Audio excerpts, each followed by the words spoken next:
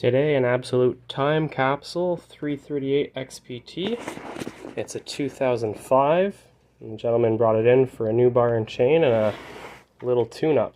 All I had to do was change a primer, fuel lines, and some fresh fuel. And it fired right up like it was 20 years ago. Clearly has not been used much. As you can see, the original stickers are still on the bottom from 20 years ago.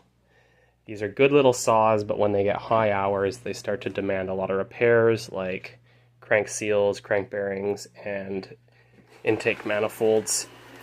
But this one should be good for another 100 years at this rate.